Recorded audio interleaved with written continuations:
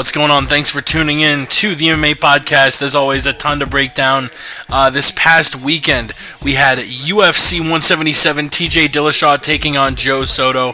We're going to talk about the card, talk about Renan Barão backing out a day before the fight because he passed out trying to make weight.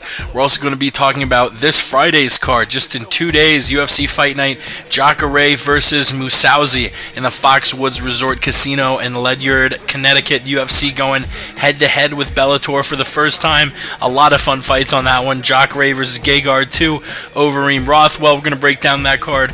And, of course, all the news in MMA this week. Thanks for tuning in. Let's do this shit.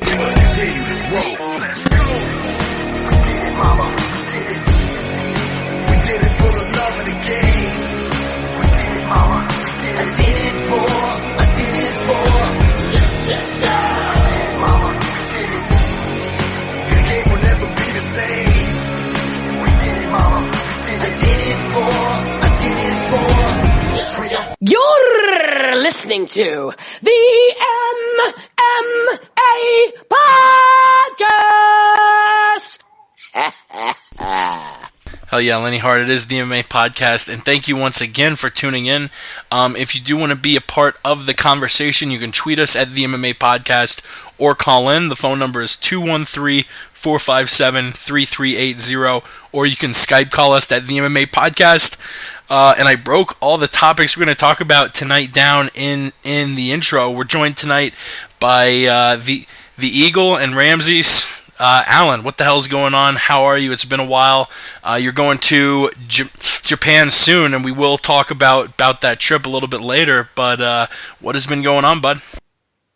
Nothing. Been staying busy, making money, so I can afford this trip to Japan and it not affect the rest of my expenses.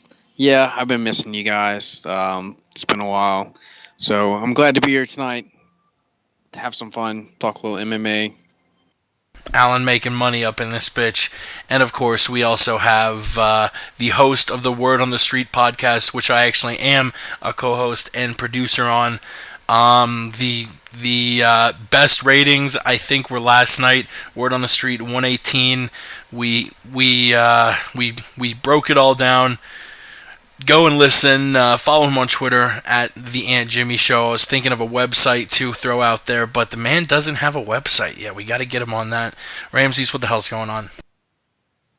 What's happening, Jake from the MMA Podcast? Thank you for having me on. It is, again, an honor for you to have me here on this show.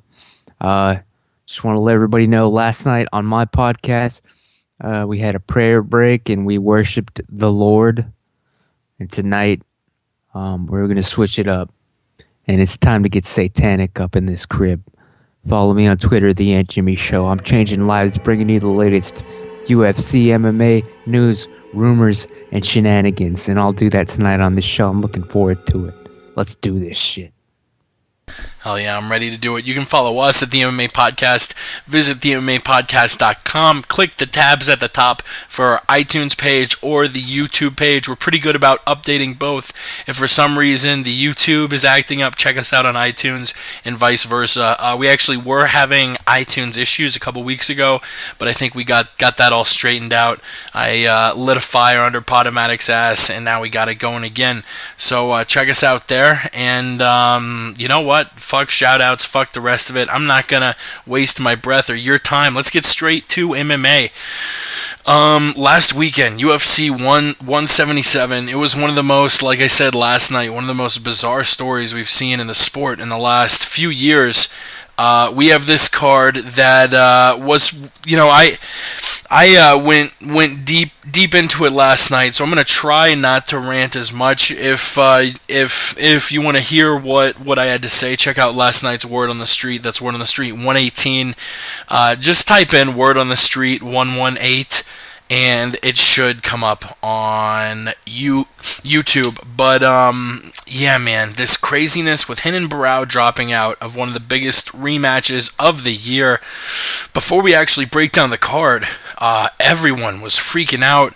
I guess guess the story was the day of the weigh-ins, Renan Barão had to be admitted to the hospital as a result of his attempts to cut weight.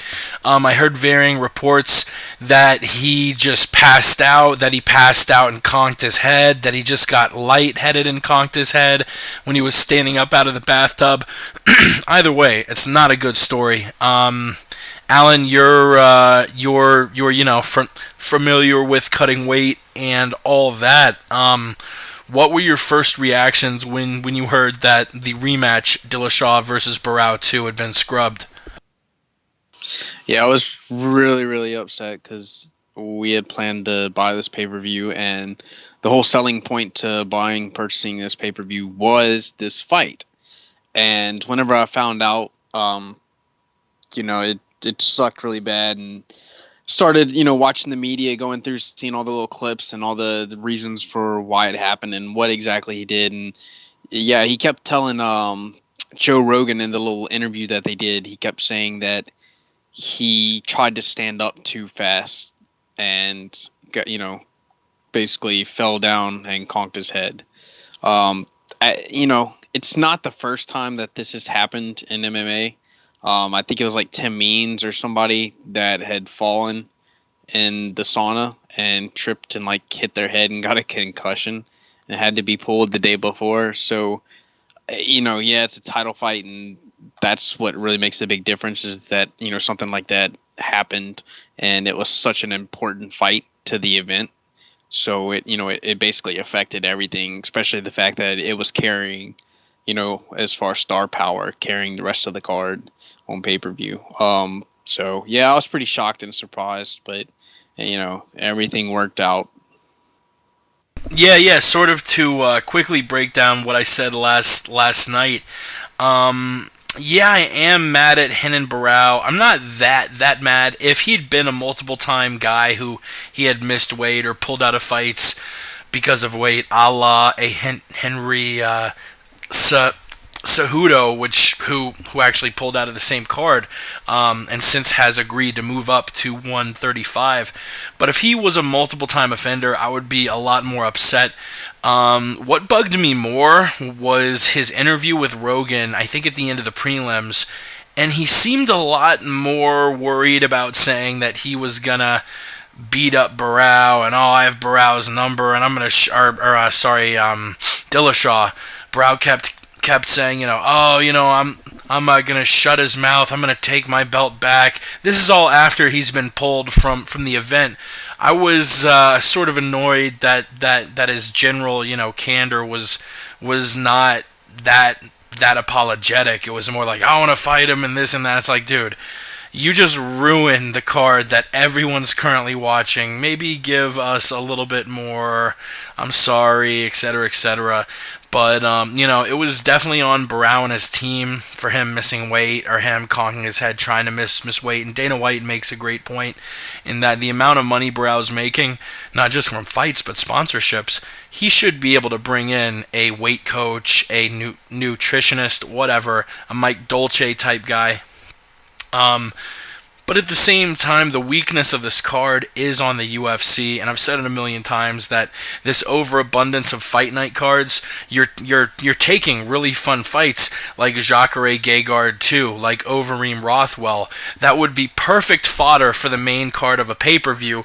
You're taking these fights and making them the main and co-main event of fight night cards. Fights like Hunt versus Nelson, fights like Silva versus Arlovsky, fights that we would love to see in a pay-per-view card, but now they're headlining fight night cards. So as a result, I do like watching the UFC every week, but it is kind of a bummer that a lot of the recent pay-per-views just haven't been deep at all. I mean, what was supposed to be the jewel card of the summer, UFC 175, Vegas, July 4th. Yeah, the main and co-main event were awesome. Chris Weidman versus Lyoto, Rousey versus Davis. Aside from that, I mean, I love Uriah Hall, but he's not close to getting a shot at the middleweight belt. And none of the other fights in the main card were really worthy of title contention status. they may have been fun fights, and UFC 177 was a fun fucking card, but there is a little bit of a value taken away when the fighters aren't top flight guys. When the fighters, are you have guys like Ferguson and Castillo who, they are both talented as hell. It was a fun fight, and I really like both guys, but let's be honest here, neither of them are top 10 in their division. So, I don't know. That's my rant. It was long, but it's as abbreviated as I can make it tonight. Ramses, what were your first reactions when we all found out that Renan Barão was scrubbed from UFC 177? I said good because Renan Barão is a disgrace to the sport, to his level of competition. He embarrassed himself, his country, the sport, the UFC itself, Zuffa, Dana, Lorenzo, the other guy, and the Sheik himself. This was embarrassing, all right? Unacceptable. Honestly, his camp, I don't even know why they even bothered to stick around with this guy after he passed out. All right, they should have just bailed then and there. He should never be allowed to compete again at that weight class. And honestly, you're damn right. If you're the UFC, you don't pay this man a dime. In fact, I think they should sue him for millions of dollars because that's what they spent promoting his ass. He made a commitment. He said he'd make weight. When you say you're going to do something, you do something. Like our hero Chael Sonnen always said. Renan Barão, he needs to go back. That's it. He's favela status from now on. It's all over. Maybe he can fight Dominic Cruz in a bum fight if it turns out that Cruz ain't 100% anymore. We're about to find out. But yeah, Renan Barão, I'm done with this guy. He is who we thought he was. But this time, nobody's letting him off the hook. And that's the word on the street. Word on the street. Hell yeah, one of those was a drop. The other was Ramses. You'll never know which is which. And we may as well play this Yao drop too, because I really like it. I root for all black fighters solely because they're black just like me. Hell yeah, Yao. Truth from the truth. Yeah, Ramsey's taking a hard line on Renan Barão. A lot of stuff. I mean, this was really sort of a cursed card. Half of the bouts were brought over from the cancellation of UFC 176, a heavyweight match between Ruslan Magomedov and Richard Odoms. Was actually canceled after Odoms backed out due to an injury. Justin Edwards was originally supposed to face Yancey, but Edwards dropped out. We were supposed to see Scott Jorgensen versus Henry Cejudo, but Cejudo pulled out the day of the weigh-ins due to complications trying to cut weight, which thankfully, like I mentioned before, I think this was maybe the fourth fight in a row he had to pull out of. He had missed a lot in Legacy, and the cut to 125 was just too much. Dana White actually said in the post-fight press conference that Cejudo, who is really the only Olympic gold medalist of the modern era of the UFC, he was given an ultimatum: either move up to 135 or you're cut, and he agreed to move up. So we will see him fighting at 35. Actually, the production truck for the event caught on fire. Luckily, they were able to put it out. This is just, a couple days before the fight, and the truck was still operational for the fight. Rogan even started the weigh-in show saying that this was the haunted UFC card. It was the smallest UFC pay-per-view since UFC 72 back in 2007, because the event took place with only eight bouts because of all the last-minute cancellations. Luckily, the title fight was not a cancellation. Soto originally was supposed to fight Anthony Burchak, but Soto was bumped up to getting a title shot. Burchak, I think, was given his show and win money, because it was sort of out of his hands. But man, one of the weakest cards to date, talent-wise and rankings-wise, but actually was one of the more entertaining cards I've watched. It was a really fun card. I'll break down all the fights as always. We had Chris Wade taking out Kane Carriosa via a very pretty first-round guillotine choke about a minute in. Actually choked him out cold. Anthony Hamilton defeating Juan Potts via TKO punches to the body in the second round. A really sort of odd stoppage where Potts just was on the ground, on his back, up against the cage, not moving. And Tony Hamilton, Jesus Christ, just kept landing this punch in the same place over and over. Probably landed, 20, 25 punches to this same spot on his side. And after like 5 or 10, you started seeing a welt build up. By the time the referee stopped it, that welt had gotten really gruesome. And the final card on the Fox Sports 1 portion was Derek Brunson defeating Lorenz Larkin via unanimous decision. Just better wrestling there. Simple enough. Yancy Medeiros. Jesus Christ, the sub he pulled on Damon Jackson. Won performance of the night for it. Had him in sort of a front choke up against the cage with Jackson's back up against it.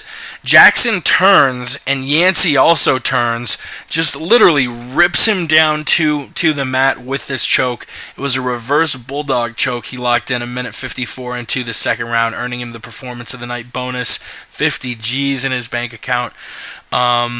We also had fight of the night, Carlos Diego Ferreira taking on Ramsey Nijam. Ferreira winning that fight in the second round via TKO. Another second round TKO finish was Bitch Kohea. Oh my God, this was reminiscent of Pat Curran versus Joe Warren, or Nate Diaz versus Gray Maynard. Just one of those spots where you wish the fight maybe was stopped 20 seconds earlier, but you understand why the ref isn't stopping it, because in all three cases, Baszler, Maynard, Warren, they weren't, giving up. They were still standing there and still looked with it.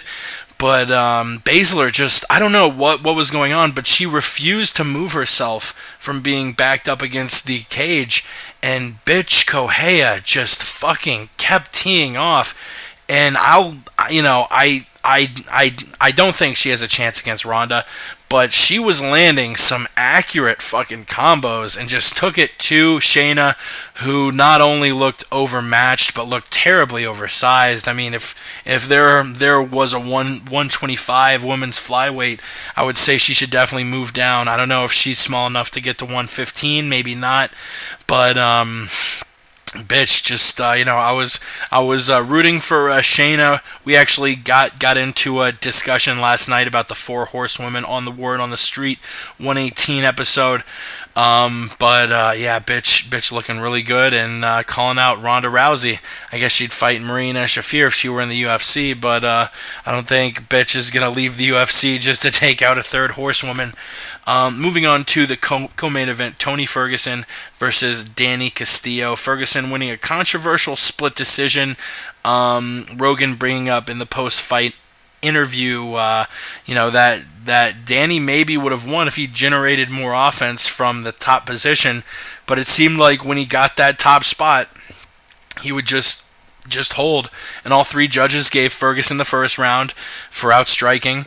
All 3 judges gave Danny the 3rd round for the control he had, but the second round was a little back and forth. Ferguson had moments, and Castillo had moments, and 2 of the three judges thought that Ferguson's strikes outweighed the control by Danny, and gave him the split decision. I could have seen it 29-28 either way. I could have seen it 29-29, judging the second round a draw, because that second round was really close. Before we get to the main event, these first 7 fights, what were your thoughts? What stood out, Alan?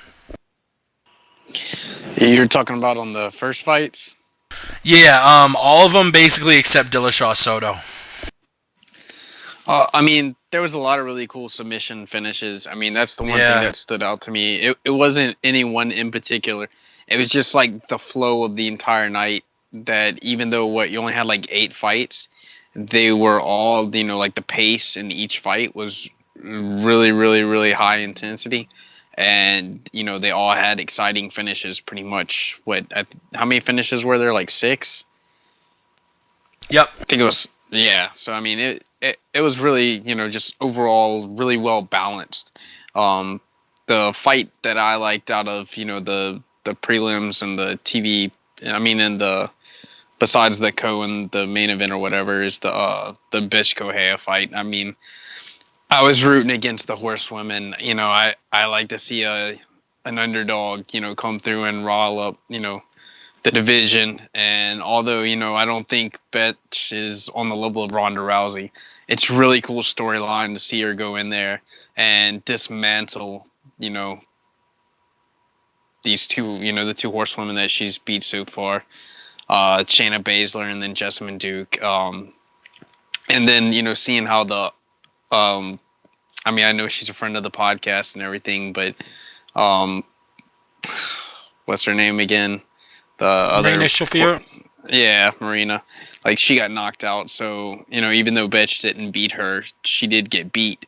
So, technically, the only horsewoman to not have lost in recent times, being Ronda. It just sets up a really cool storyline. So, I'm all into that. But, yeah, seeing the finishes, the different chokes that ended up taking place, especially, it not being big name guys, it being, some like last minute replacement guys, and it did a lot for these people, and it puts them in really good positions. And they're, I think most of them, it was like their first or second fights in the UFC. Yeah, we touched on it last night, and I said, it's cool they're friends. I think a lot of people pumped them up a little too much. It's like, oh, it's this stable in MMA. They're all really good. I never really expected much out of Marina, Duke, and Baszler. I think it's, it's a cool gimmick. Whatever. Do what you want to do, Ramses. Yeah, the first couple of fights, I was pleased. It was the card was a success, given the amount of bullshit that came along with it. So we saw everybody got their fill. You got your blood, you got your knockouts, you got your crazy submissions, and yeah, the Ferguson Castillo fight, really close, but this is one that the judges actually got right for once. But of course, Castillo was complaining. He got ridiculous about it, saying if he were in jail, he would have won. I don't know about that one. I don't know, because I've been there. Danny. How about you? But yeah, and then seeing Betch Kohea just totally destroy this horsewoman Shayna Baszler. She was throwing everything at. She was 2-piece and her 4-piece and her 8. By the time she was done, it was a 16-piece KFC bucket of chicken opened up on this bitch. From Bitch. I loved it. It's sad to see the 4 horsewomen take a well, not a dive, but you know what I'm saying. It's hard to see. They're very nice girls. I think they'll bounce back.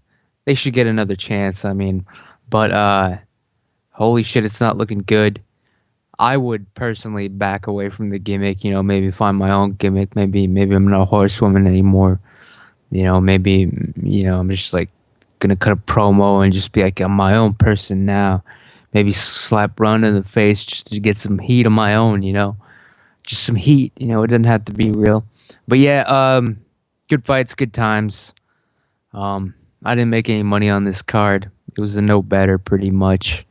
I'm gonna actually risk the entire next 6 months of my rent and future on Overeem on Friday. Word on the street. That's right. That's the word. The main event, TJ Dillashaw and Joe Soto. Soto showed a flash of brilliance at the end of the first round that a lot of people got super excited about, but it was really all Dillashaw. His footwork is amazing, man. His striking, his footwork. He has gone from a middle of the heap guy at bantamweight to a guy who almost looks like a white Anderson Silva, ducking and dodging and leaping around, just looking really impressive. Call him fifth round. He finishes his second straight fight in the fifth round. I don't know if anyone's ever done that before. Dillashaw cracks Soto with a left leg that leaves him just stunned. Then he follows it up with a punch that knocks him out. The head kick and punches what ends it 2 minutes and 20 seconds into the fifth round. What did you think of the fight, Alan? I watched some of Soto's other fights, and like the fight where he got knocked out by Joe Warren. Wasn't really impressed. I'd heard really good things about him, but just seeing like the weird way he got knocked out in that fight kind of just made me expect that TJ would go in there and blast him. And to my surprise, it was nothing like that. He went out there, he had some really good head movement.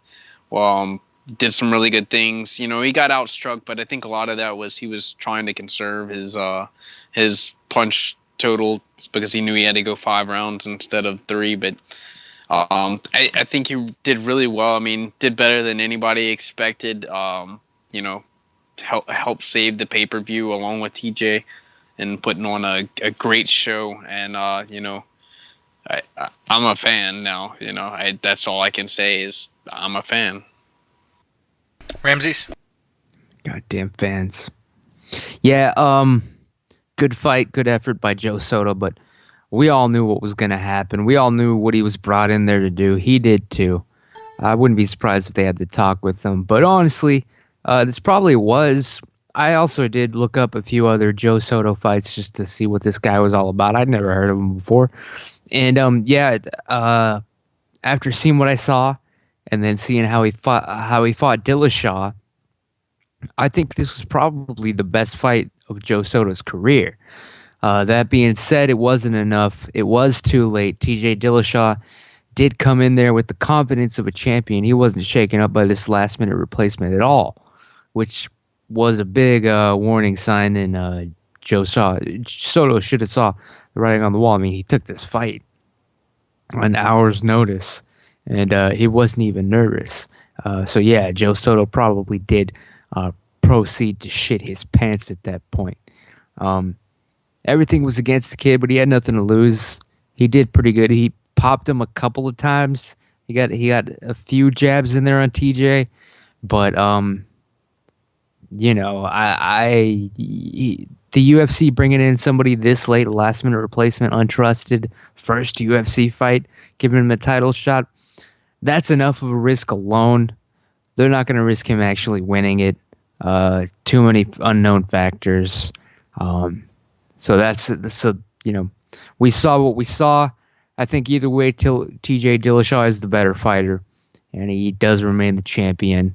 And Renan Barão is a disgrace to the sport and himself, his family, his country, and even people that died before he was ever born and don't even know about MMA. Word on the street. That's right. Now Dillashaw has one title defense under his belt. Who should he have his second defense scheduled against? Renan Barão, Faber, Assunção if he gets past Caraway. Alan? It's really tricky, man. I know they want to throw Dominic Cruz back in there after this next fight, but I mean that's even saying Dominic Cruz wins his next fight. Assunção, it was a really close fight. I think TJ won rounds. I think it was 1 and 3. Don't know. That would be a really good match. Just for the namesake of that's the last guy that he lost to. So it makes the most sense. But it's really hard. I know they're pushing Caraway now that he has a couple of wins, and as long as he wins his next fight, he's looking that direction. But I don't think Caraway has anything on the feet for TJ. I think it's a terrible stylistic matchup. I think he gets picked apart by any top 5 striker in the bantamweight division.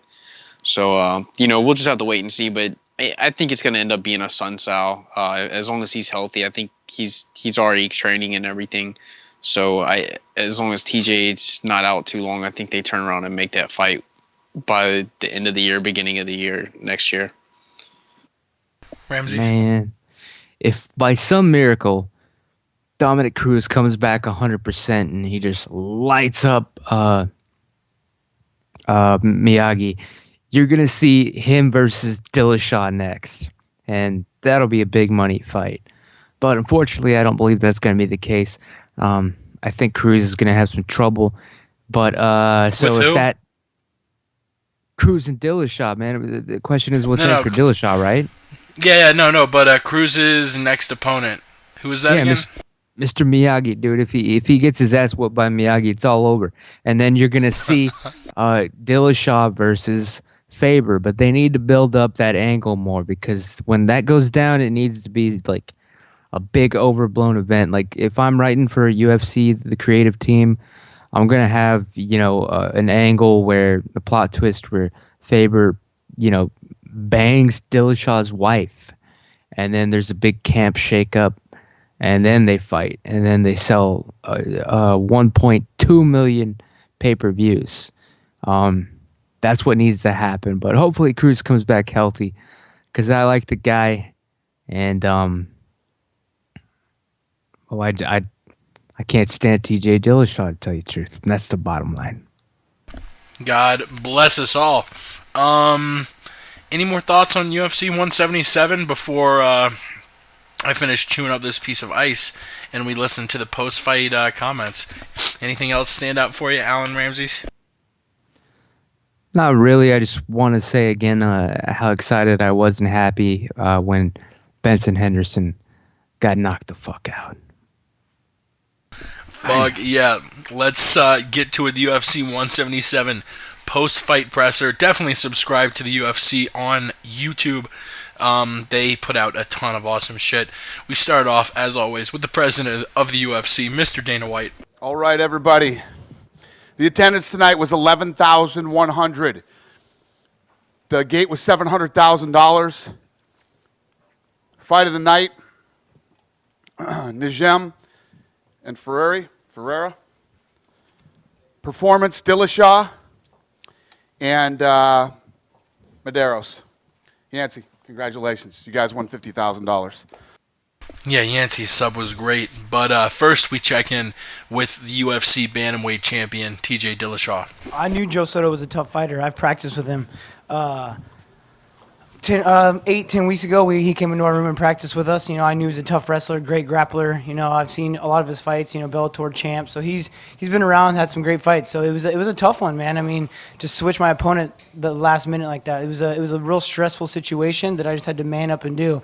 And I think that's the positive I took out of it. I mean, it could have been a negative, but for me to start my legacy as champ, I'll take fights on 1 day notice of his opponent switch and just make a positive out of it and come in, put a smile on my face, and try to perform the best of my abilities. And Joe Soto did a great job tonight.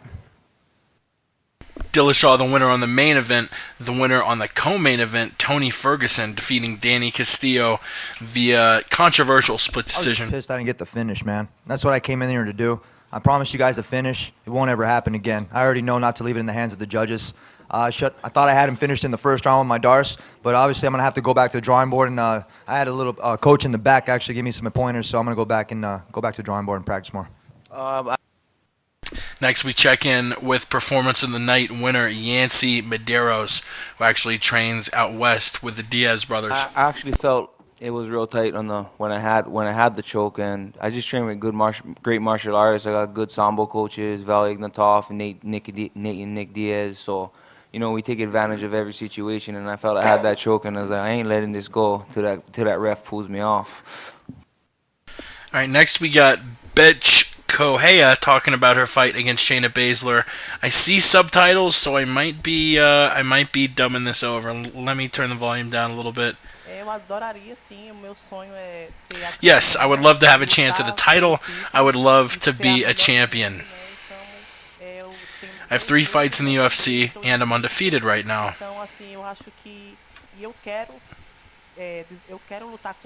I feel if I had the chance for the title, I would go in there and make the most of it. Jake. Man, English really is a much more concise language than Jake. Portuguese, isn't it? Jesus fuck. Go replay like the second thing that she said that you read. It sounds like she says "Yo quiero Taco Bell." Oh man. You know what? Fuck it. Let's go back in here. She says Jacare Taco Bell. Eu tenho 3 lutas no UFC, estou invicta. Então, assim, eu acho que eu quero lutar com Yeah, ela. you just cut it. Yo, oh yeah, there it is. What the fuck? Acho que eu quero lutar com ela. Wow, that actually sounded like she was saying that shit. Jesus Christ. Um, let's get back to Dana White to wrap up the post-fight presser, where I believe he talks a little bit about bantamweight challenger Joe Soto and his UFC debut. Your overall impressions with a young man like Soto and his performance here tonight. Yeah, he didn't come here to just fight. He came here to win. That kid came in to win. He came in, he fought hard, and I was saying this earlier. I don't think that anybody, not even me or any of my staff, had more pressure on us this weekend than TJ Dillashaw did. You know, his opponent got pulled. The opponent, who's one of the pound-for-pound best in the world, you know, the former champion, gets pulled out an hour and 15 minutes before weigh-ins when he's still cutting weight, and you know, he accepts that fight. Then he's fighting in his hometown, and the list goes on and on. You know, I think he went in. He carried himself like a champ this whole through this whole thing. Defended his title at home, and I think he hit it out of the park tonight. I'm happy for him. That's right. That is Dana White talking about that championship matchup. Like I said, it wasn't the strongest card ever, but I enjoyed the hell out of it. And I guess that does it for UFC 177. So let's switch gears here from breaking down fights to breaking down the news.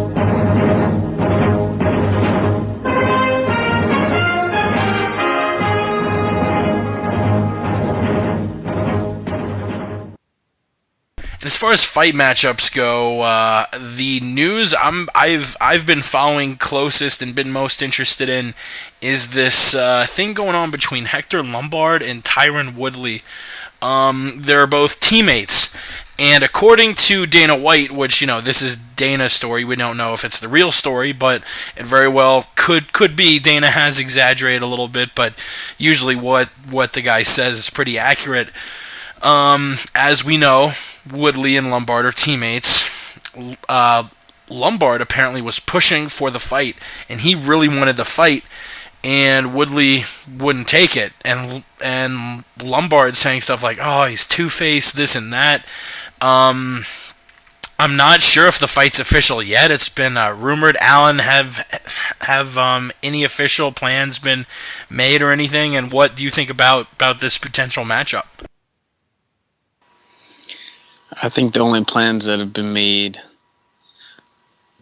are for Tyron Woodley and his passport. Yeah, Tyron Woodley to go back to China and hide from Hector Lombard because he's a scared-ass pussy. Lombard has been on an absolute tear. Honestly, I wouldn't want to go up against either of them. Ramsey's thoughts on Woodley Lombard? I never even thought about them fighting each other until this came up. So well done, UFC press, PR. I believe this is a complete fabrication. This is an angle. So now this fight absolutely has to happen because it got our attention. We don't want to hear about Tyron Woodley being a pussy. We'd much rather. This is a good fight now when you actually think about it. They just had to force feed it into our stupid fucking heads. And I love it, and I can't wait to see it. I got Hector Lombard, though, because if they're saying Woodley's afraid, there's got to be some sort of truth behind that. There's truth behind every hype. And you can take that to the bank. You can deposit that. Word on the street. Word on the street. And I'm going to take a step backwards. I forgot to mention something. Man, this was bugging me a little bit during UFC 177. Look, I'm all down for sponsorships, and I'm all down for having logos everywhere and bringing up, you know, this and that, but Do you think they were going a little over the top with the Harley Davidson advertising at UFC 177? Holy shit! It was literally, you were getting calls from Goldberg like, and we now go to the octagon where Bruce Buffer will let us know if Danny Castillo will get a Harley Davidson flat top 8000 Easy Rider, or Danny Castillo will get a Harley Davidson Tri-Tip XL 4400 Diesel Rider. Like, it was fucking like, I'm a marketing major, I fucking get it. There is a lot of money in sponsorship, and the UFC should be taking advantage of it, but at a certain point, you're kind of washing down your own product, and when your final announce call before a judge's decision is you talking about motorcycles, come on, guys. What'd you think, Alan? Was it over the top? The only thing that was over the top was that they didn't give me a Harley Davidson. Ramses? Yeah. Well, I don't even know what to say to that. It all depends. How much is a brand new Harley Davidson actually worth? Like, what would you have to throw down to buy that bike in real life? That's what I want to know. We talking 15 grand? I have no fucking more idea, than that? dude. You know what I'm saying? What is this? Who knows? I have no idea. It could be 20 to 30 grand for all I know. I just don't know enough about motorcycles and bikes. The UFC had saved this card, this pay-per-view. Harley Davidson stepped in at the last minute. Yeah, they were like, "Hey, we'll mention you an extra 200 times if you just give us a little bit of money here, so we don't end up, going out of business over UFC 177." This fucking Barrow guy. You can blame Henan Barrow for all the advertisements, by the way, and that's the bottom line. It is the word on the street. He should be cut. Sip of bourbon for the working man. You know what? Let's break it out now. The fights we're pumped for September. At the end of every month, the last show of the month, we give you our beatdown of the month. At the beginning of every month, we give you the fights we're most pumped for. So let's break it down with some jump around.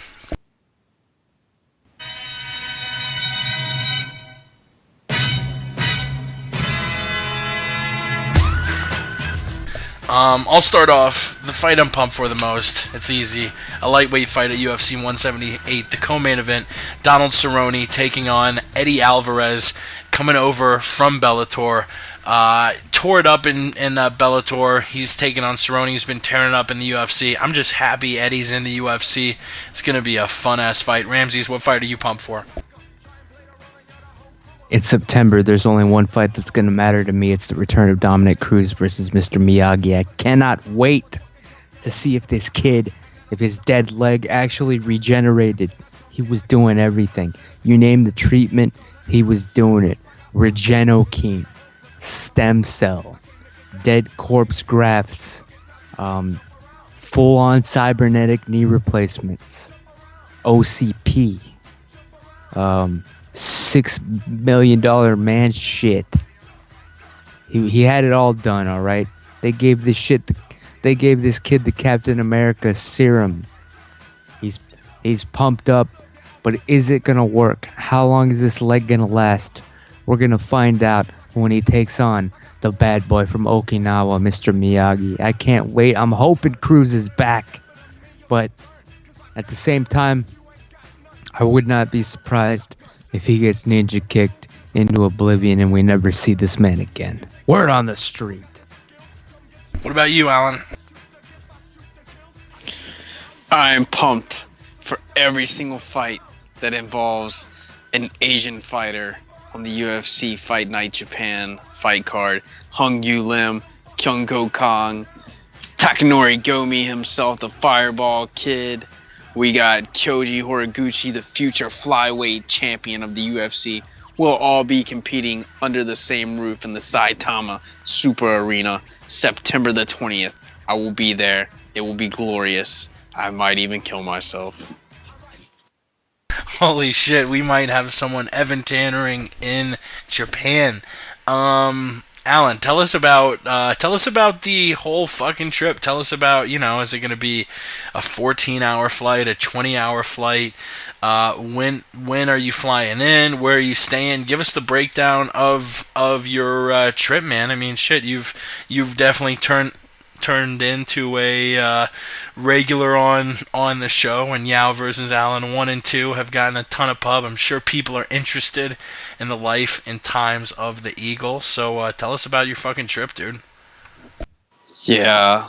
So apparently I'm going to Japan. What made you want to go? Yeah. I don't know. Maybe the fact that there's going to be a whole bunch of Asian people, like millions of them, all in the same place at the same time. You sound super stoned right now. I know you don't smoke. I know you don't smoke weed, but you sound like you just took the biggest bong rip when we were doing that segment.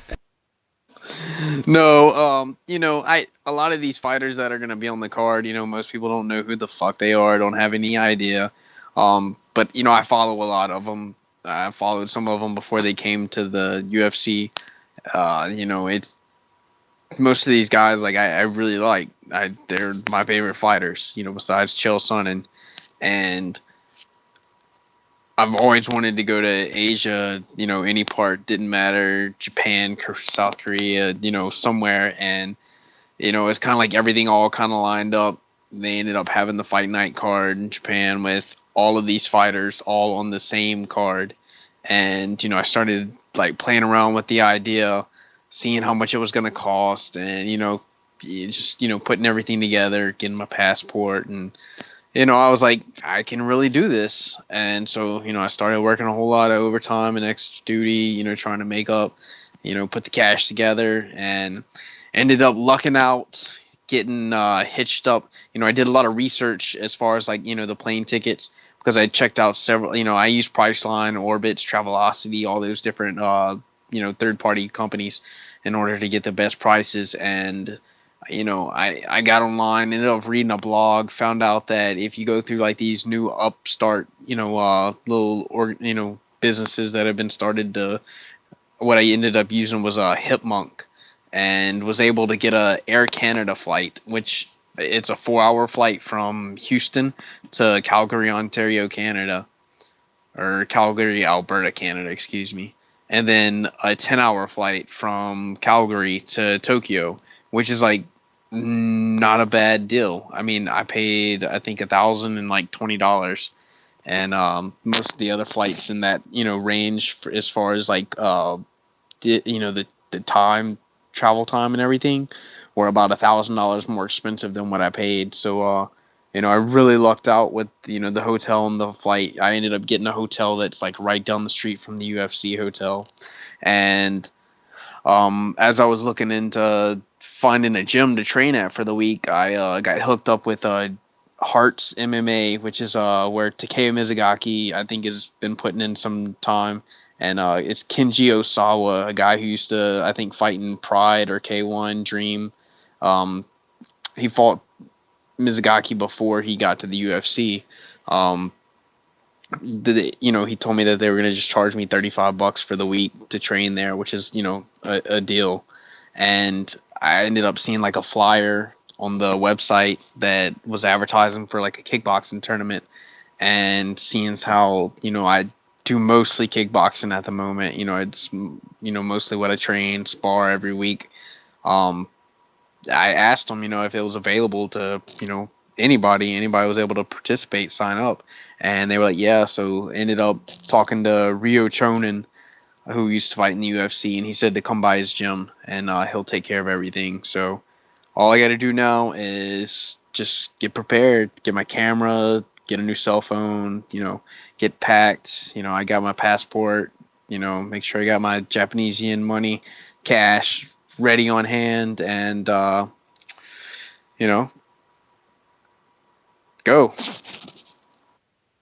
So you are going to be sort of on I don't want to say a whim, because you train, very, very, since I've known you, you've been pretty serious about all this, especially in the last 6-7 months. What what sort of fight is this gonna be? Is this gonna be a fight where you could get knocked out? Is this gonna be more of a sparring thing? Are you gonna be wearing headgear? What are the rules? When do you find out who you fight? Are we gonna have video of this? As far as like the gear and the rules and everything, it's just amateur kickboxing. They do wear headgear, 16-ounce gloves and shin guards. It's a tournament style matchup, so I won't know until I actually get there, weigh in, see who the other guys are. If I end up winning, whatever, doing good, then I guess it could go. It could end up going like 3-4 matches, fights in one day. You're gonna be like Frank Dukes. Yeah, some kickboxer, blood sports, some kumite. So maybe I can get lucky and represent America, do us proud. And definitely been training hard for this, man. Taking it serious. I put in a full camp for the whole Yao and Allen too, even though that didn't end up playing out the way that I thought it was going to play out. Put in, full time, but since I got back, I hadn't been focusing on, doing any jiu-jitsu or anything, just 100% just, putting all my time into stand up. And, what other better way than to challenge myself than to go overseas. And, every time I've competed pretty much in the last year, it's been, while I was traveling. So I'm, I feel like I'm more comfortable traveling and competing now, like a UFC fighter basically, than if I was to compete at home, because I haven't competed in anything in Louisiana in a long time, or anything relatively close to me. So it's just kind of weird, and it I kind of figured this would end up happening. That's just how it works out. So, I didn't plan on going to compete, but the opportunity presented itself, and it was just, too big of a chance to pass up, doing something like this. So it's always been a dream of mine to compete in Asia. And, there's some people that are going to be there that run a big MMA organization in South Korea. The president of that organization is going to be in Japan to, And I'm friends with that guy. Yeah, I am too. And maybe if I do good and, I don't know, get some publicity, maybe I can travel to Korea and be their white punching bag. And I don't know about video, but I'm pretty sure that I can end up getting somebody to record it. So if you knock out one of these guys cold, you kill them, their brain just turns off, they turn into a vegetable, are you getting thrown in jail? No. And it probably won't be any type of knockouts. My best tech that I've been practicing is leg kicks to the body. Like, I plan on putting somebody on the ground with a leg kick. Yo, I have seen you go after people with headgear and 16-ounce gloves, and I'm going to go ahead and say a knockout is on the table. Well, hopefully I can connect. That's right. Yao versus Allen 2. That should be uploaded to the internet sometime in 2014. We're Yao versus Allen 3 resolution. I don't know if I can even officially say it's in the works yet, people. That's all I'm going to say. Before we actually get to where you're staying in Japan and all of this shit, let's be serious. Ramses is the crown jewel of the podcast. Ramses, what are your thoughts on Allen going over to fucking Japan to fight? Alan, I think you're fucking crazy for doing this, and all I have to say is that I hope you die like a man for us. Word on the street. That's right. Alan, where the fuck are you staying? You know anyone in Japan aside from all of the fighting stuff? You have any plans on where you're gonna go in Tokyo as far as, tourist attractions, all that shit? I'm going to go shopping a whole lot and buy a whole bunch of shit I don't need just because I'm in Japan. I'm staying in Shinjuku. Sorry, I was going to ask, is Saitama close to Tokyo? It's like 30 minutes away, like 25, 30 minutes away. Nice. What else are you doing? Shit, dude. I'm gonna be there the whole week. I won't be able to pig out and gorge myself on food. So, I definitely will sample. I'll try to eat, as much as I can. But I just plan on going around and sightseeing basically, and freaking shopping, and just enjoy being around another culture, and there not being very many black people. Yeah, pretty much.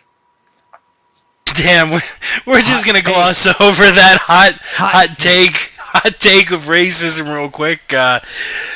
Damn, I was gonna keep it on Japan, but honestly, my whole train of thought on your trip got derailed as soon as you said that. Jesus Christ, where discredited the past 20 minutes.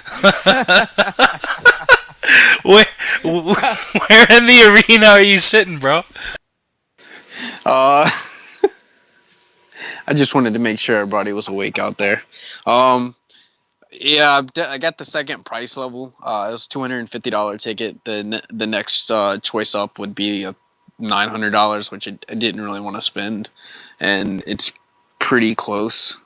What's really funny is for the UFC events, if you buy them and you're overseas, you can't pick them up until the day of the event. They're at will call. And the way that it works is if you buy multiple tickets, you're not guaranteed to sit next to, whoever else is going with you. It's all random, like a lottery basically. It's really weird. Never heard of that. But apparently it's a Japanese thing. So I have no idea where I'm sitting in the second price level. I'll have to wait till I get there. Surprise!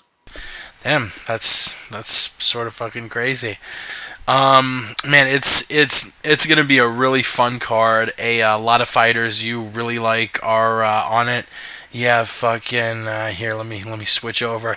You got Kyoji Horiguchi, Yoshihiro Akiyama. You got Takanori Gomi, Kung Hyo Kang, Hungyu Lim, who would have been my guess for your second favorite fighter in the UFC out of all of these guys. Which fight are you most looking forward to?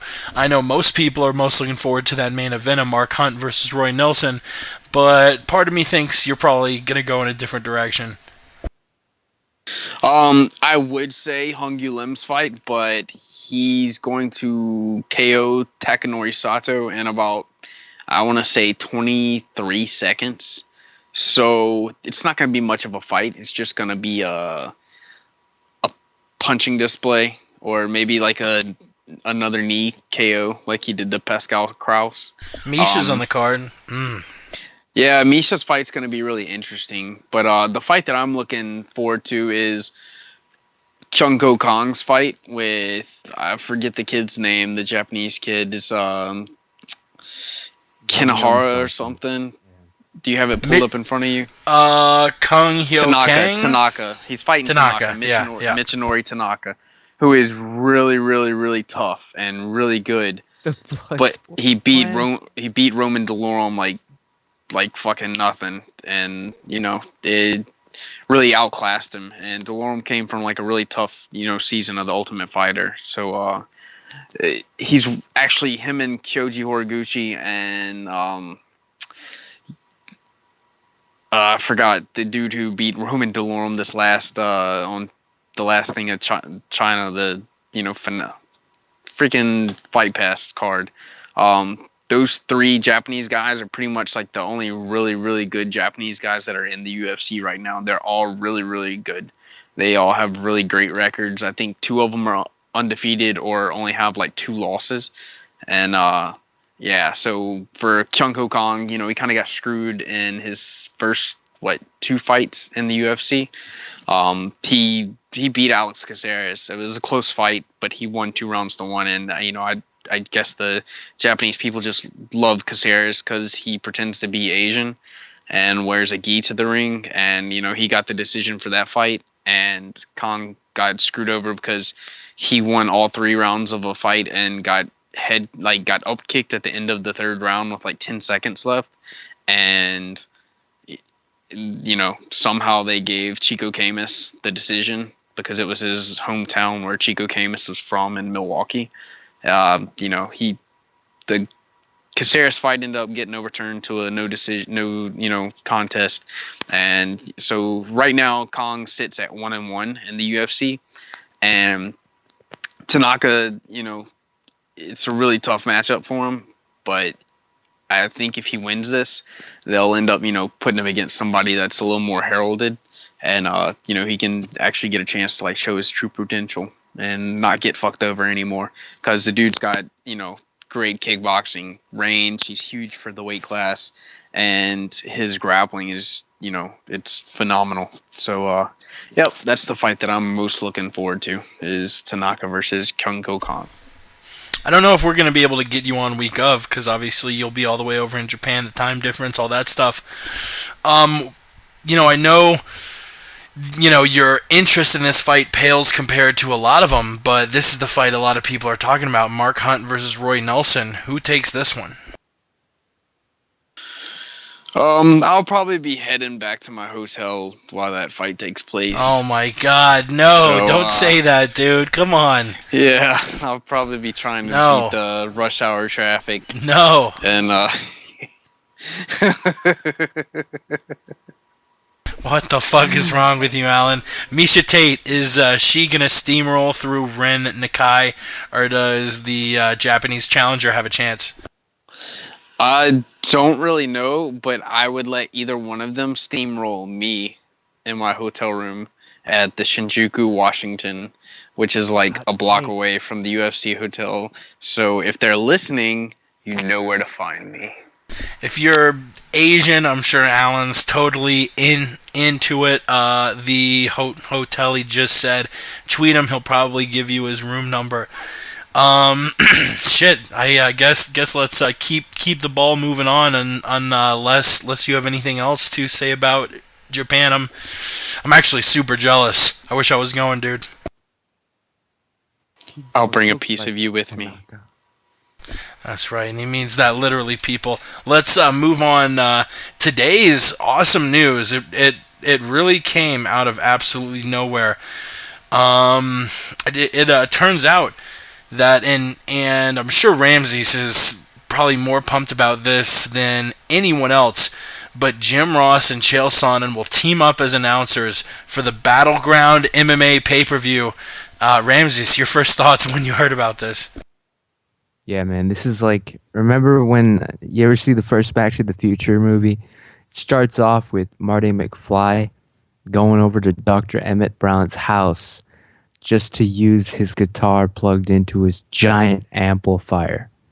That union, Doc Brown, Marty McFly, that combo, it's being overshadowed by this Jim Ross and Chael Sonnen commentating from an announce desk together, commentating MMA, actual MMA fighting.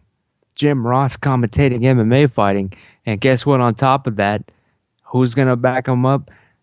Chael Sonnen himself. People don't even realize how big this is. This is a game changer. This is bigger. All this Rogan and Brody or whoever the fuck that. What's his damn name? Goldberg. Yeah, the Jew Goldberg and Rogan. Well, guess what? This is bigger than that. This is JR and CPS, man. Watch your kids, or else CPS is coming to get them. I can't wait for this shit. I don't even know what card or promotion this is even on. All I know is it's some sort of pay-per-view, so guess what? Sold. Shout out to Chael Sonnen, Team Sonnen fans represent forever. JR, WWE, Hornswoggle, up in this bitch. Word on the street. And this is going to be October 3rd. Battleground MMA taking place at the BOK Center in Tulsa, Oklahoma. Headlined by a lightweight contest between Ryan Couture, son of Randy, and Johnny Carson. That's right, people. They're bringing him back. Randy Couture is going to take on Johnny Carson in a lightweight contest. The show, and this is taken from an article on MMA Fighting. The show harkens back to the old days of mixed martial arts with an 8-man tournament in the welterweight division. The tournament features 6 former UFC fighters in Dennis Hallman, Brock Larson, Rowan Carnero, Luigi Fioravanti, Cody McKenzie, and David Mitchell. Also in the tournament is former Strikeforce fighter Trey Houston and 2-time All-American wrestler, the undefeated 4-0 Chris Honeycutt. We do have a little bit of history with Cody McKenzie, who walked up to Alan, who was at one of the UFC events, drunk, takes the mic, starts saying all sorts of fucking crazy shit. Apparently his sponsors got wind of his appearance on the interview. Lazy the Savage gets super mad, not at Cody for getting drunk and talking to which we made it very clear when he started speaking with us. Hey, you're on the air. This is the Word on the Street podcast. Starts saying a bunch of dumb shit. Instead of getting mad at him, of course he gets mad at Ramses for airing his own show. But it's a sort of a weird stroke of coincidence that Cody McKenzie is going to be fighting in the 8-man welterweight tournament. But that's going to be October 3rd. Chael Sonnen and Jim Ross. Ross recently, after leaving the WWE, made his debut in boxing. Was really good at that. And Chael Sonnen, I mean, come on, if there's anyone in the fighting world, boxing, MMA, kickboxing, wherever, if there's anyone in combat who deserves to have a mic put in front of him and an announcing job, this is going to be fucking awesome. Alan, what are your thoughts on JR and Chael Sonnen teaming up? You just said it in such short few words. This is going to be fucking awesome. Need I say more? No, man, it is going to be a lot of fun. October 3rd. This might be the MMA event that gets the most of buys just for the commentary team. I mean, honestly, I think more people are going to be tuning in to hear the chemistry between Sonnen and Ross. Honestly, man, if they do very well and they pick up steam and people like him, what do you think are the chances that the UFC brings him back, puts him on Fight Night cards? Do you think that is at all a possibility, Alan? I don't know, man. I don't see them bringing him back that quickly. I would think that he would probably end up going somewhere else. Although Bellator, I think that's not an option because they signed what's his name to a deal. But I would love for him to come back and do that. But right now, I think we'll just have to play it by ear because I don't see them bringing him back. I think they're gonna stick to their guns and keep their people for now. Hamsies. Whatever this MMA pay-per-view is, it's going to do thousands of extra buys just based on these two names alone. I don't even think they need the backing of the UFC or Fox. This is Jim Ross and Chael Sonnen, and they stand on their own. In my opinion, Chael needs to stop wasting time, get some pointers from Jim Ross. Maybe even they team up on this podcast thing, but it's time for the Chael Sonnen podcast while he's just in the interim here, waiting stuff out, taking freelance gigs here and there. He should be keeping his voice active, keeping the fan base energized and informed.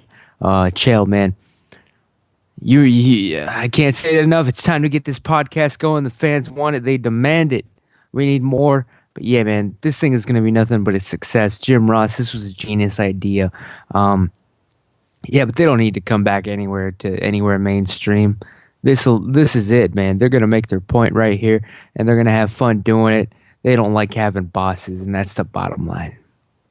And that's the bottom line. Let's bring it over to a segment we do every week, the 10 Solid Seconds of Sports, where we talk all sports that aren't MMA. And you know what? I'm just going to keep it a one sport. The NFL is back this weekend. I couldn't be more pumped. Tomorrow we got Seattle versus Green Bay, New Orleans versus Atlanta, San Francisco versus Dallas. Oh my God, Indy versus Denver. Ugh. Oh, the NFL's back. I'm so fucking happy. And yeah, I hope you got your fantasy rosters set, people, because the first game is tomorrow night at 8:30 Eastern. I've gone way past 10 seconds, but let's keep the train rolling. We touched on it briefly last night. Tony Pettis, Anthony Pettis, the lightweight champion. He won it August 31st of last year, so just about a year ago. It's now, September 3rd. They choose him to be on the cover of the Wheaties box, and I understand why they're doing it. He's going to be fighting later on in the year, we hope. A young guy, a guy who, seems to have a lot of charisma. But I don't know if I agree with putting him on the cover. I think you have champions who have proven their worth as champions. They've defended their belt multiple times, a la a Mighty Mouse, a la, Ronda Rousey doesn't need any more fame, but her. What about Weidman? What about, as much as I hate to say it, John Jones, Kane? I think all of these would have been better choices. Dillashaw has now defended his belt more times than Tony Pettis. So as much as I think Pettis is very talented, he's also in the most stacked division in the UFC, and he's going up against a guy in Gil Melendez who has plenty of experience fighting for titles. So I'm not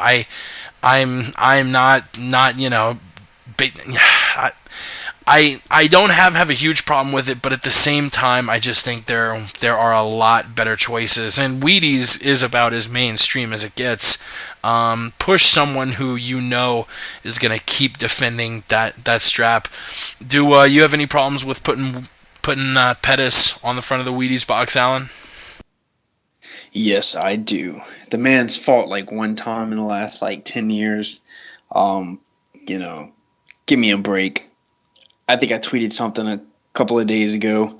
I tweeted out Demetrius Johnson. He's not my favorite fighter, but the man's skilled, talented, fights anywhere, anytime, any place, and he much more deserves to be on the cover of that Wheaties box than Anthony Pettis, and because he's black. Hot Ramses? take. Yeah, man. I pointed out the other night that this Wheaties thing isn't even that big of a deal. Honestly, I go to the grocery store all the time. I have not even ever seen Wheaties for sale at any store. I don't even think they make it anymore. Just like regular cornflakes. They don't even make this shit anymore. It's a myth. Virgil, WWE superstar Virgil, was once on the cover of Corn Pops. My point? It don't matter. It's a box of cereal. Anthony Pettis, he's on the cover. Congratulations, the first Cholo on the cover of Wheaties. But Super Calo revealed earlier tonight that they are actually airbrushing the tattoos of Pettis' children from his chest for the cover of Wheaties. They're airbrushing his kids off of his damn chest. God. And let me tell you something, people. That tells you something about Anthony Pettis. What does he care more about? Huh? Cereal or his own children? Hot take. Word on the street. That's right. We will keep on fucking moving forward. What else happened this week, Ramses? Anything standing out? We've broken down a bunch of stuff on last night's Word, on tonight's MMA podcast. Man, honestly, aside from the Barrow shit, it was admittedly a sort of slow week. What about Askren saying that Dana White, he's not sure about the way he deals with people? You said it last night. You really don't think Askren could give the top UFC welterweights a problem? Shaggy from Scooby-Doo. I'm done with this guy. I don't think he would last 1 minute with a real UFC caliber fighter. All right, his Nintendo Kirby hug and pray, lay and pray. That shit ain't gonna work in the UFC. All right, maybe I don't know. Maybe him and Castillo could fight each other to a draw. I don't know. Who would pay to see that? I'm done with this Askren, man. The only other news that's really going down is Stephan Bonner turning on the heat, going over to Bellator with Dana White's supposed blessing to take on Tito Ortiz. He's going crazy on Twitter and he's shooting hard on Tito. But what's weird is that Stephan is accusing Tito of being on the roids and having needles and drugs and this and that. But Stephan Bonner is the one who's actually been popped for it. It's an odd tactic, but hell, whatever sells. God bless him. Bellator, I'll buy that one. Why not? Heard on the street. Alan, how does Ben Askren match up to the UFC's top 170-pound fighters? UFC champion. Really? Really. You think he's that dominant a wrestler? His striking will get better. He's going to be in ONE FC at least for the next year. He just needs more time, training and practicing his stand-up. And by the time he makes it to the UFC, his stand-up will be, on par with, where it needs to be to supplement his wrestling. And yeah, I think his wrestling's that good. You heard it here first, people. Future UFC champ. We got this UFC Fight Night Jacare Mousasi card to break down, but like Ramsey said at the top, last night on the Word on the Street, it was a very popular segment. We took a prayer break, prayed to Jesus, played a little bit of gospel music, and we do try and keep it the yin and the yang.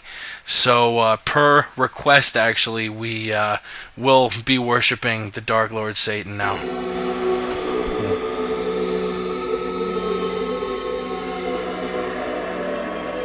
Satan, I am your temple. I feel your presence increasing within me. When people look at me, they see you. As they feel me, they feel you. I anoint them with my blood. And when they drink of me, they drink of you. I praise you eternally, Lord Satan, Prince of Darkness, Ancient Serpent. You are great and majestic, with beauty that shines more than the sun, and darker than the deepest hole in the universe. I embrace your darkness. I embrace your light. With you are all I need. Hail Satan. Hail Satan. Satan. Alright, UFC Fight Night, Jacare versus Mousasi, the rematch. They fought way back in the day. I can't wait to see this one once again, but as always, we start from the bottom and work our way up. Let's just get the whole prelim card out of the way. Sean Soriano versus Chaz Skelly at featherweight. Chris Beal versus Tateki Matsuda. Rafael Natal taking on Chris Camozzi. Ally Aquina, Ross's boy, taking on Hadhigo Dam. John Moraga versus a friend of the show. We had him on a few weeks ago, Justin Scoggins. And a fun featherweight bout between Nick Lentz and Charles Oliveira. Looking forward to Scoggins try and prove his mettle against John Moraga. Ally Aquina looking to get back on track. Chris Camozzi looking to do the same. Sean Soriano, a bright featherweight prospect out of the Black Zillions. Nick Lentz versus Charles Oliveira. That is going to be such a fun featherweight fight. Oh my God. Alan, thoughts on these 6 scraps? Really hoping that Scoggins pulls this one out. It's a really big step up in competition. Thought that he did enough to beat Ortiz in his last outing, but it didn't go his way.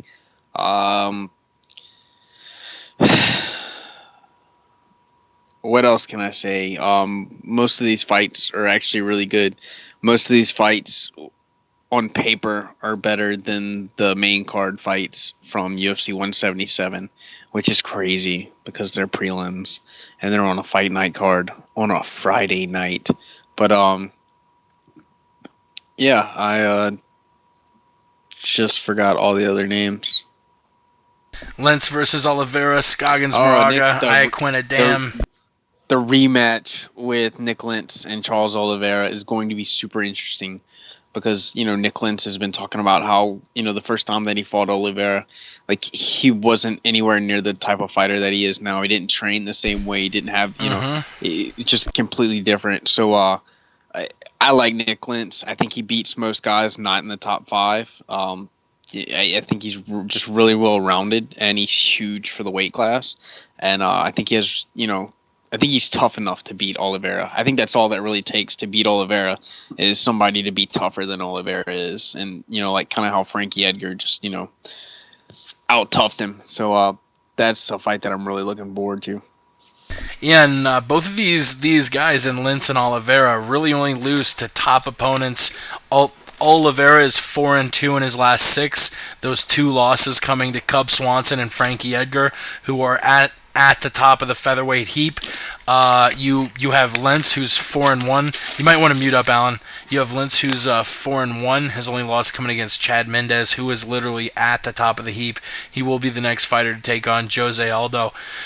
And we all know they fought back at that UFC Live Congo Berry card in June 2011, where originally Oliveira defeated Lentz via via submission, but the result was overturned because Oliveira had landed an illegal knee right before the rear naked choke, which was sort of the reason that Lentz gave up the choke.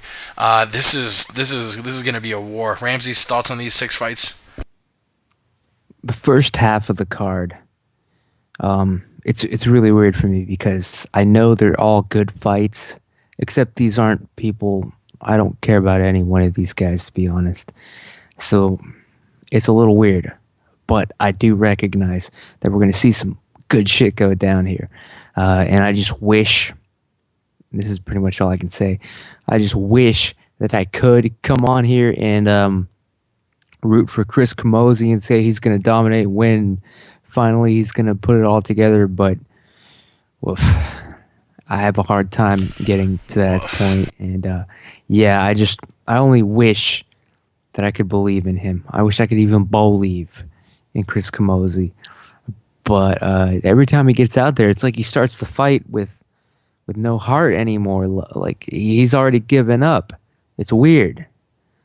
And so that's it, man. I'll watch, but like I said, these aren't names that I actually like follow and care about and I'm a fan of, but they're all good fighters. Yeah, we will move to the main card, but one thing I wanted to ask y'all about, it is the first time the UFC's decided to do a Friday night card to go up against Bellator. It's the first time that the two have had live MMA events going up against one another. Not only did the UFC decide to do Friday like Bellator, but they're doing the event like just a few miles away from where Bellator is doing theirs. I think the UFC is doing the Foxwoods in Connecticut, and Bellator is doing the Mohegan Sun. Do you think this is sort of like a shady move by the UFC to counter-program Bellator, or is business, Alan? I mean, it's too big of a coincidence. Everything lines up to point towards it being them trying to steal some of Bellator's thunder. That's the only thing I can think of, man. Nothing else in my mind makes me think in any way that it's, just business is business. In no way is Bellator threatening the UFC, but with the acquisition of Scott Coker and, them bringing in some household names and trying to build the product up more and, building upon the success of the pay-per-view that they had, I think the UFC is just trying to eliminate, any thought that Bellator could compete. And that's basically what they're doing. And, putting on a fight night, card that is pay-per-view level, and it's just gonna squash Bellator in the ratings. Ramsey? It's this simple. In the Game of Thrones, you win or you die. Word on the streets. Simple fucking enough. Let's get to the main card. Let's break these 3 fights down in a bunch. Give me your thoughts on them. Joe Lauzon taking on Michael Chiesa. Matt Mitrione versus Derek Lewis. Alistair Overeem versus Ben Rothwell. We'll start it with you first, Alan. Who gives a fuck about Derek Lewis? Matt Mitrione is going to beat the fuck out of him. Joe Lauzon, he's just been beat up too much, man. I think Michael Chiesa is going to choke him out in the second round.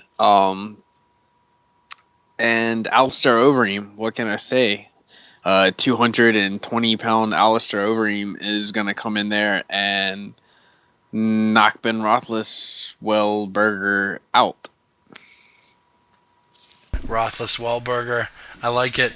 As far as breaking it down, I'm going to be rooting for Lauzon, but it just seems like Joe's sort of career trajectory has been on a downslope lately, going 2-3 in his last 5 fights. Michael Chiesa, the guy's 11-1. The guy is a fucking beast on the ground. I think 8 of his last 9 or 7 of his last 8 or 8 of his last 9 or something have come by submission. You have Mitrione versus Lewis, which I actually agree there. Lewis just hasn't fought anyone yet. I think Meathead takes that one.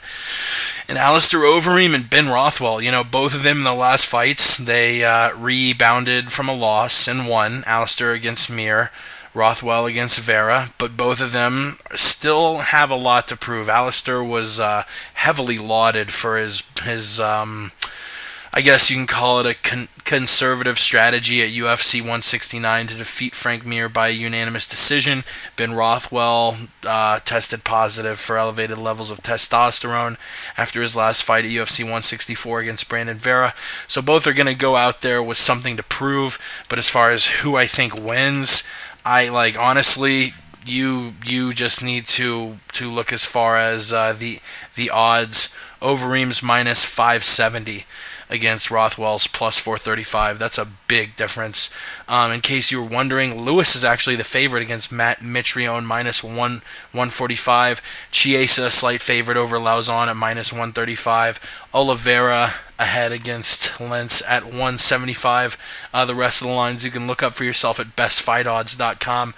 Ramsey's thoughts on these main card fights before we break down the main event and then get the fuck out of here. Yeah, this is going to be some good shit. Matt Mitrione, I'm going to go for him in this case because I've never even heard of this Darren Lewis guy, man. Never even fucking heard of him. So I'll give the edge to Mitrione for that, but I don't really give a crap about this fight. Nobody does. The heavyweight slugfest fights, you think even the UFC gives a damn who wins this fight? They just want to see these idiots knock each other out.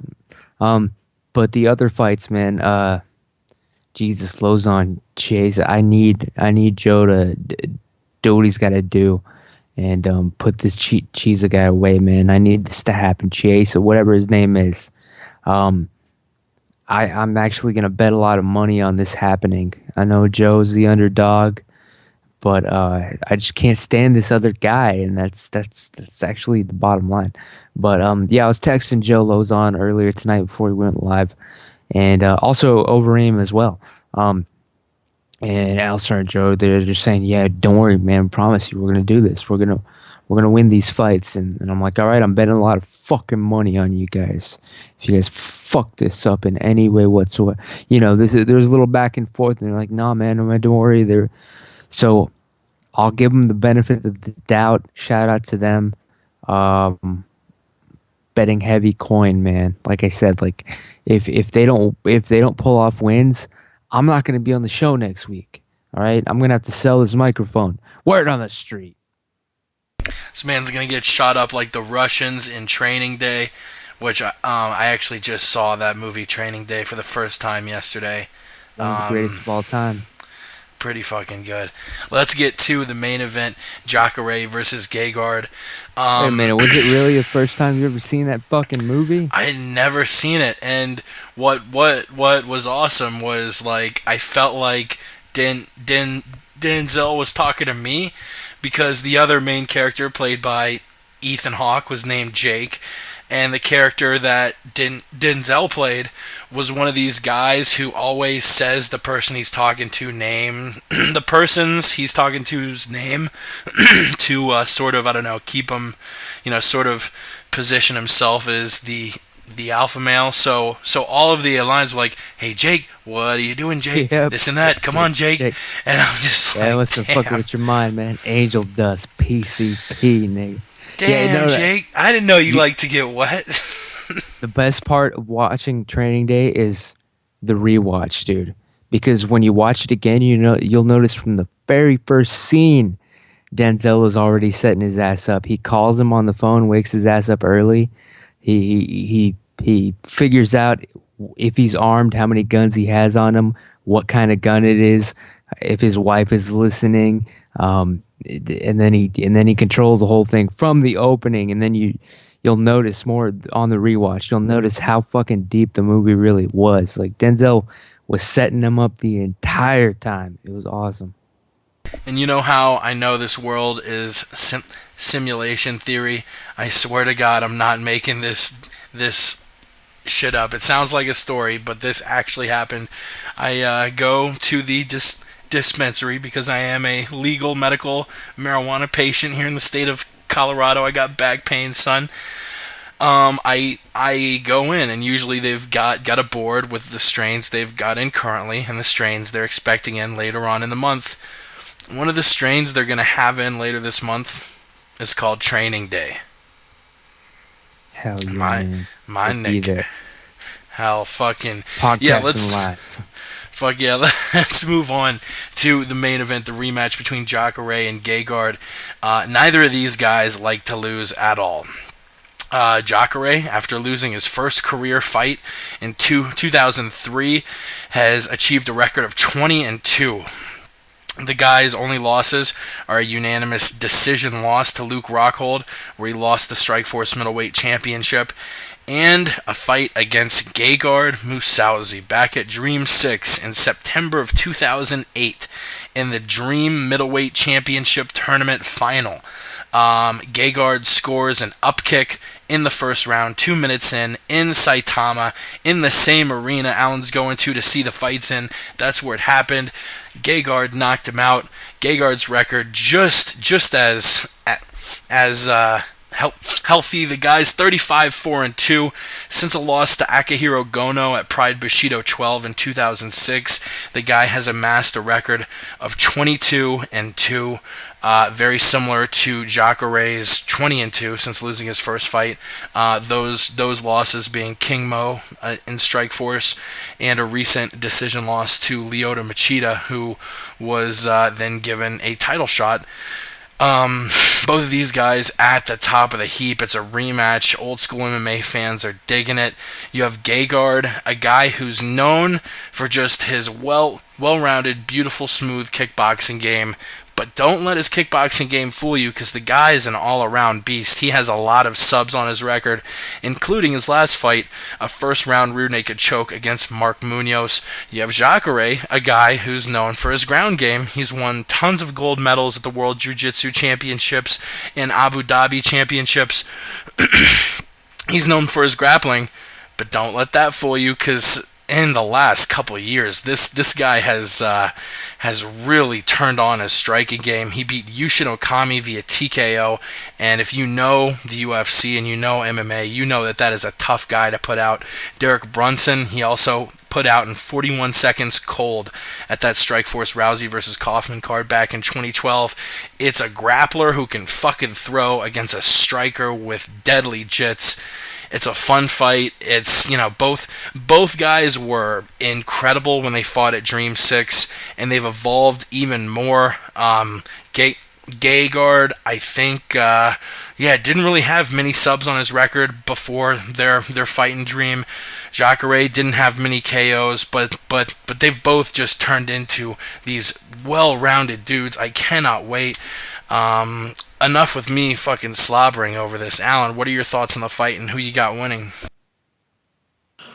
Mousasi all the way. I think he's just overall better fighter. He's quicker, faster. I think he's going to be just as strong as I don't know about quicker, faster.